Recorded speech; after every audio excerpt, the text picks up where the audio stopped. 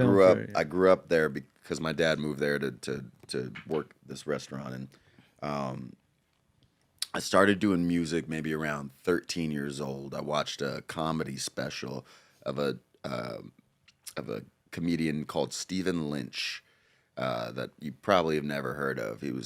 He would write really dark, funny songs, um, and he had a comedy special. And for some reason, that triggered me to be like, oh, like I always loved music and I loved singing songs. I loved the way it made me feel. Especially, I was diagnosed with depression when I was like 13, probably. So right around that time, music really started to be like a therapeutic thing. Yeah.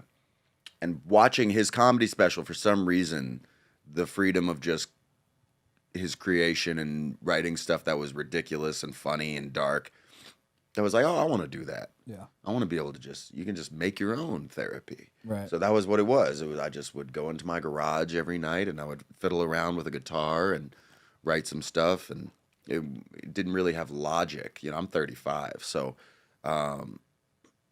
you didn't have, just the easy access to making music that you do now. And, but it was still fun. I started in punk bands. I met this little lesbian chick in my journalism class, and she's like, I play drums, and I'm like, I try to sing, and we started a band together, and that's how I really started like performing. Gotcha.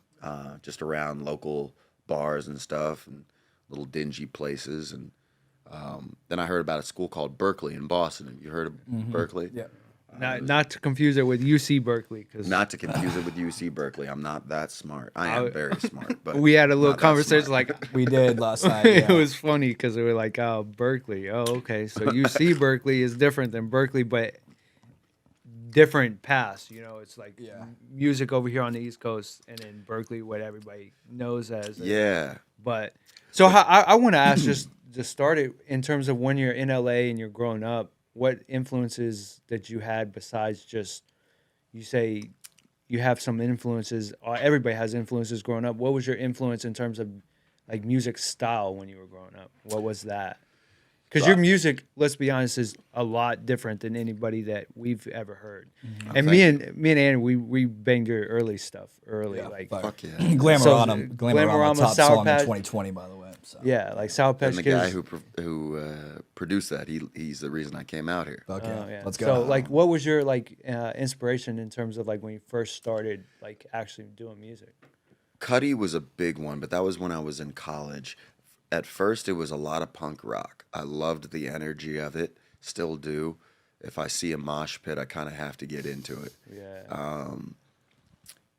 Yeah, it was just the energy of punk rock. I used to go to Warped Tour a lot and watch bands like Motion City Soundtrack, and my favorite band is Third Eye Blind. I wish you would step back from Yep. that ledge, Banger. my friend. Biz anger, dude.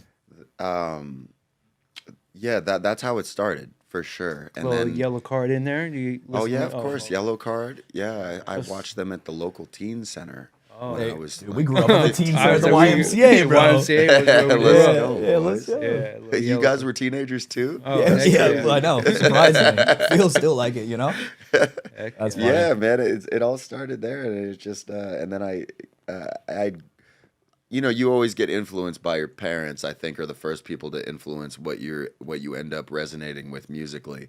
And my dad was a big jazz head, so was my grandfather, and they had a little place in New York before I was born where like Stevie Wonder would perform, and a lot of like the up and coming black artists in New York would Miles Davis and all that. So jazz was a big thing in my dad's household. I grew up just hearing it, all the time.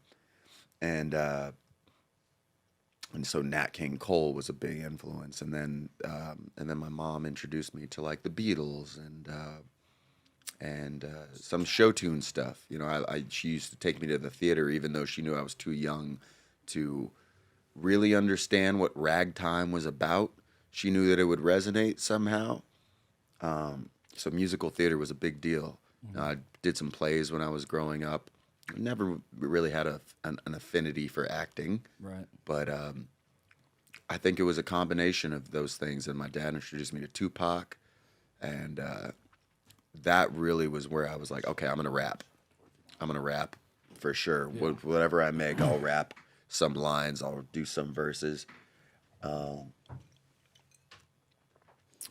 It was just just a full love and appreciation for all different kinds of music. Nice.